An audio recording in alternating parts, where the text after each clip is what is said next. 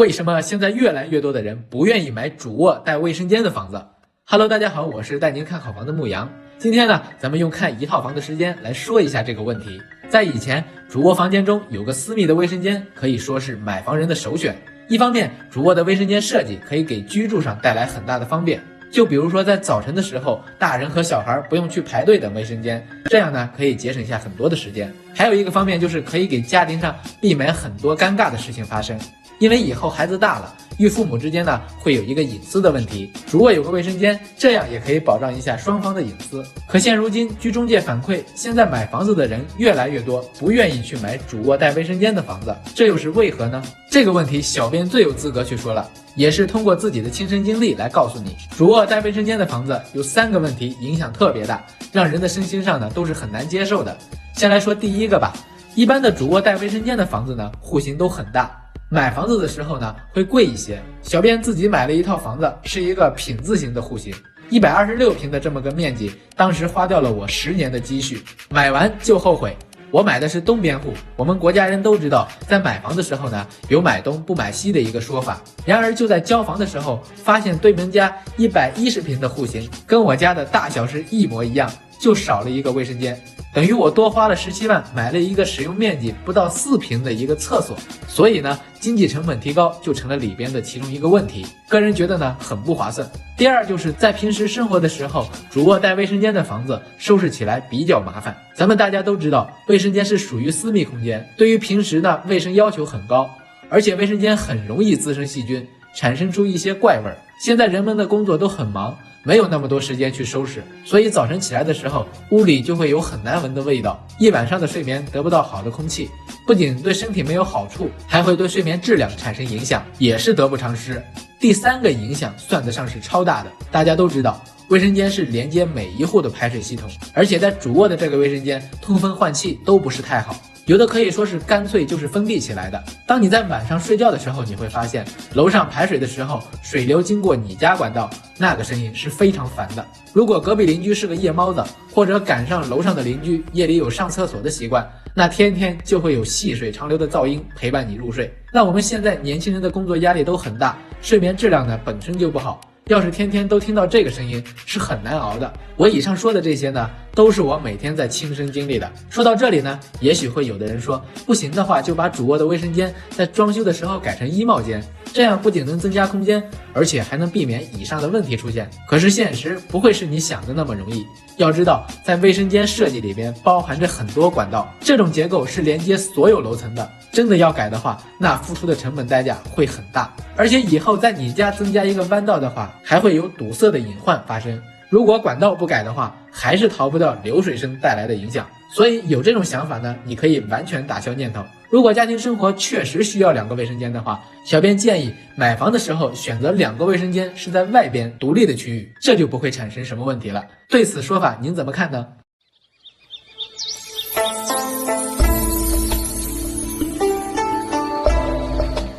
京东和阿里巴巴都来了，你们觉得这个地方以后会怎么样呢？一位北京退休的老阿姨让我帮她找一个100万以内的房子，离着北京要近一些。现在是和儿子一家5口呢挤在一个60多平的2居室，老两口寻思着自己能便宜点买个房子搬出去住。人老了，最好呢是能找个带装修的，避免来回跑着麻烦。找了1个多星期，我才帮她找到这么一个合适的。走吧，一起来看一下。房子进来以后呢，就是一个联动的餐客大厅。现在看到的是一个90平的2房，南向这边呢是客厅空间，房间的宽度还是蛮不错的，看上去也很大气。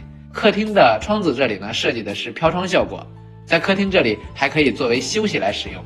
北向这边呢，也就是一进门的这个位置，正好是厨房的设计。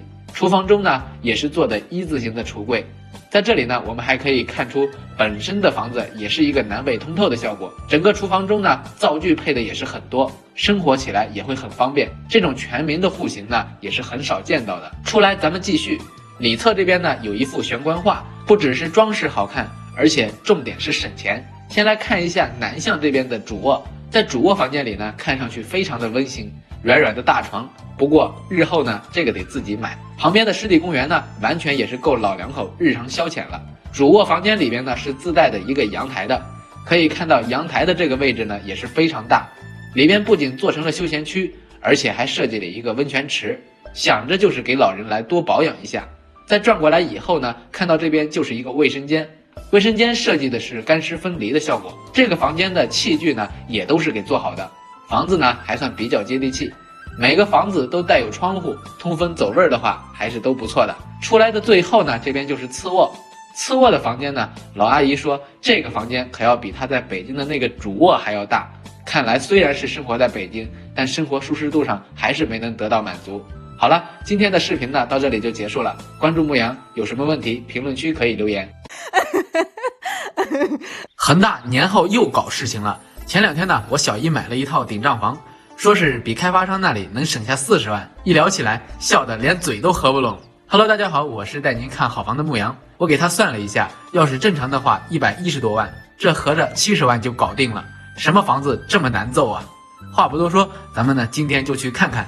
眼前来到的是这个房子的跟前儿，现在呢就进去看看这个房子值不值。进来之后呢，眼前看到的就是一个餐厅的位置，设计的是一个4人位置的餐桌。往里走呢，这块是南向的客厅，相当于和餐厅是在同一个空间，布置的这种休闲沙发也是白给的。那这个价格还真的是可以。转过来可以看到，在客厅的旁边呢，还有一个温泉的功能池。这大白天的在客厅里洗澡，真是有点不害臊啊。再想想的话，要是小两口来个鸳鸯浴也倒是挺美，里边的地方也足够大。这回家以后呢，是自己说的算啊。转过来北向这边呢，设计的是厨房的空间，为了能够省去装修带来的麻烦，干脆就买一个带装修的，省事儿。这 L 型的操作橱柜呢，风格挺具有现代化，比起在北京上几年班花上几十万房租，那可划算多了。我小姨说，她就是为了在北京上下班方便一点，门口呢有高铁和公交啥的，去城里呢也快，几十万总比在北京租房子强吧。继续呢，咱们来里边看看，往里这边直走呢，就是一间小卧室，以后小孩住在这里的话是挺不错的。里边呢还有个空间可以做成一个衣帽柜，这种房子还是头一次见。出来后呢，看到的是主卧，主卧里边呢2个人就可以在这里共度良宵了。有了这个房子，这可要比280斤的小姨夫能够带来不少的安全感。而且这种原木风格的家具还都是一体给装修出来的，可以啊，感觉不错，挺值的。一般的话，买顶账房的时候呢，一定要了解一下相关的问题。最后呢，我们来到的就是这个房子的卫生间，卫生间的空间呢也够大了，干湿分离，洗澡啥的都可以。这下呢，再也不用妈妈担心你晚上没地方住了。有什么问题呢？关注牧羊，评论区讨论。90后以后都不会买房了，事情是怎么回事呢？为什么呢？很多房产中介说这群年轻人心比较大，光租房不买房，这就和前边有座金山，一群人都不好意思去挖，到后边你会发现只有你自己没有去。事实上呢，现在的90后已经成了购房的主力群体。今天呢，就来和大家聊一下90后当下买房的势头，以及穷人怎么去利用金融杠杆。如果你现在还想着家里几代人房子多的是，那这个视频真的就能打醒你。90后呢，这一代人想要的生活，可以说是要比老太太现在的生活还要安逸，就是因为他们没有踩到正点上，好像老天爷有点不照顾一样。准备已经买房的时候呢，房价高不可攀了，再赶上疫情，收入呢也不怎么可观，发财的机会呢，貌似都被老一辈掌柜们吃完了。现在呢，对于进入社会的90后来说，一上来就开启了困难模式，想存钱根本不可能。据不完全数据显示呢，咱们国家的90后呢，月薪过万的只有20%，满足不了5000的仅仅也只有20%，人均账户存款不过5万，能首付几十万去买房子的真的是太少了，所以呢，才会让中介感觉他们不买房，收入跟不上，生活又费钱，先不说有没有机会背上房贷，光是生活开销就已经很难对付了，更别谈什么存款。而且呢，还有的人开始透支信用卡，手机上呢也是装满了各种网贷的 UP 软件。即便是上面这样，但相信我们的90后依然有颗不灭的心。90后呢，很想要一套属于自己的房子。拥有自己的房子是件头等的大事儿。根据相关数据的体现呢，90%的90后仍然有着买房的计划。成家立业首先要的就是房子。经过了房产几十年的经历呢，我们都很清楚，如果是靠自己攒钱去打败房价上涨的速度，纯属是在开玩笑。所以现在的90后只能去寻求爹妈和七大姑八大姨来资助。房价越来越高，无疑呢也让父母的压力变大。80后买房的时候呢，父母承担了一半的首付，而90后买房呢，父母可能要承担全部的首付。这里说的不是指全部的人，或许呢，看视频的你正是出类拔萃的那个强者。以前的90后呢，不忍心拿着爸妈辛苦赚的钱去为这些泡沫买单，这代人呢，也是最烦别人说自己是啃老族，可就是房价一次次的上涨中，当初选择啃老买房的那些人呢，却迎娶了大的回报。可怜那些想为梦想努力奋斗的90后，如果现在要买房子，花父母的钱会更多。关注牧羊，咱们下半段呢，看看90后是怎样靠自己去买房的。就拿2线城市来说，1平米1.2万，买个100平的下来就是120万，首付呢需要全款的30%，也就是40万，再加上一些税费等等下来的话，我们就按45万计算。如果一个90后刚步入社会，月薪5000，节俭一点，每个月存下3000，多干几年，算上上涨的工资，就打上一个月存5000计算。然而现实情况又是如何呢？从朋友圈里可以看看，大家每个人都像是年薪百万，穿着名牌，吃着豪华餐厅。实际上，在1线城市，应届毕业生的薪资平均也就是在6000到7000左右。要是在3线城市的，还找不到工作呢。假如说不用租房，节俭一下开支，每个月存5000，凑齐45万，也需要7年半。30岁之前也是很难实现。咱们只是说了一下2线城市，要是买1线的呢？如果还是这个水平的话，那就回老家吧。如果买房靠父母只占少数人的话，那绝对可以说是丢人了。但是呢，现在的现象大部分都是没有能力做到的，所以内心上也就没有什么压力。说到这里，大部分地区都是以首付贷款来实现首套住房的，只有天津这个地方呢喜欢全款，因为他们不喜欢借钱。那到底买房子是全款合适还是贷款合适呢？这个建议务必要听从，这也是买房子算的最划算的账。关注牧羊，咱们下一段来解析年轻人买房怎样才能做到最划算呢？在这里呢，给大家一个最好的投资建议，银行里的贷款能贷多少就贷多少，能贷30年就不要贷20年，全部把它干到头。人这辈子除了爹娘，也就是银行能给你这么多钱来用，而且呢利息还低。强调一下，如果做理财的话，不建议这么玩，因为我不太懂，但是贷款买房这个建议你一定要采纳。大家都听过金融杠杆，但是不懂金融杠杆都是给有钱人服务的。穷人拼命赚钱，然后把钱存到银行；富人呢，想尽办法把钱从银行借出来做生意赚穷人的钱。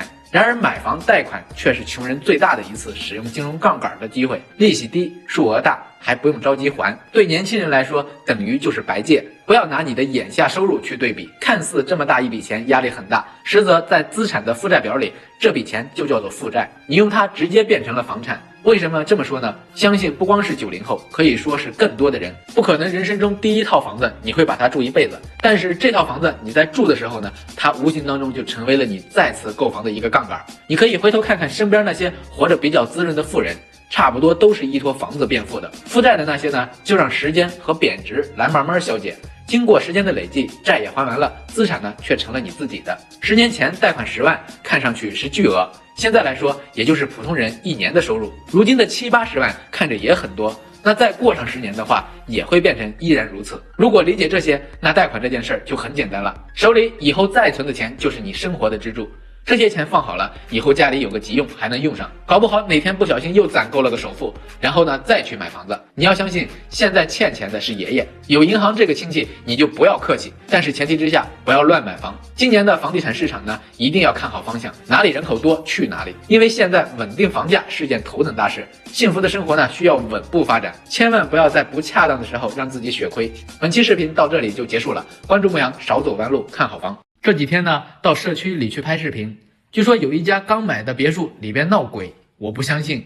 我想这么大的园区，建设初期呢，肯定是要做些工作的。难道这荒山野地还真有那玩意儿？现在很多人呢都在城外买度假别墅，一般呢都是属于休闲中的另一个居所。在北京边上呢，出现很多类似的房子，比如什么香河啊、固安啊，很多这种的。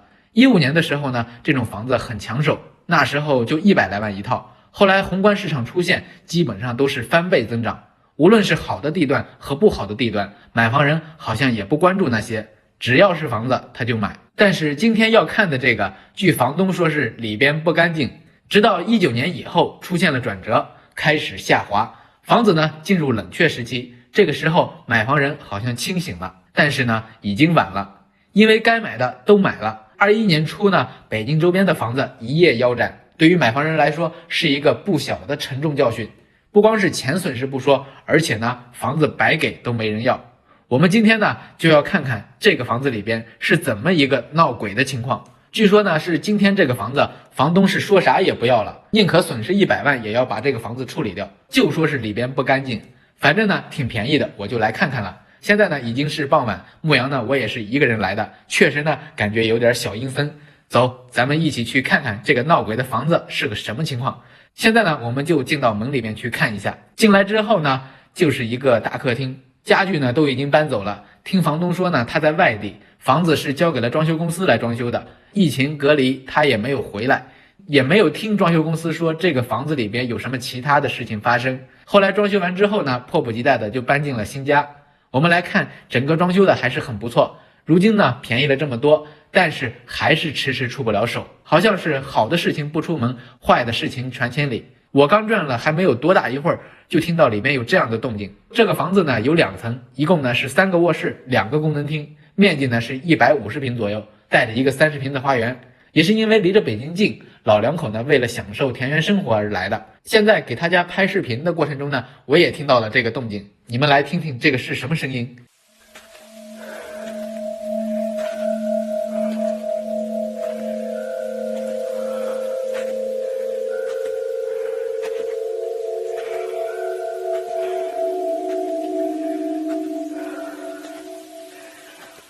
也是这个声音让房东吓得不敢住，没住几天就搬了出去。后来呢，找到物业协调了这个事情，物业也纳闷，都在这里10多年了，没有见过这样的事情发生呀。于是呢，就开始调查。后来呢，才发现是装修公司在搞鬼。了解完情况之后呢，也才知道原来房东在装修的时候啊，跟装修公司发生了冲突，因为他们回不来，总是呢给装修公司打电话。后来还让朋友呢给房间里边装了个带声音的摄像头，天天在里边指点装修公司，这里重弄那里重弄，那里不行这里不行，结果把装修公司给惹毛了。装修公司呢在房子里边给搞鬼了，这可是真把房东老两口吓够呛啊！稍稍一刮风的天气就出现那个恐怖的声音，原来是装修公司在抽油烟机的通风管道里边装了一个瓶子，只要是一刮风的天气，瓶口就有风经过，然后就会产生那种呜呜的吹哨的声音，确实听得有点瘆人。你说可笑不？到最后呢，谜团解开了，大家一看，我去，原来是这个样子。但是呢，房东也不敢回去住了，看来这装修公司呢还是不能得罪的。好了，本期视频呢到这里就结束了，关注牧羊，发现好房，我们下期再见。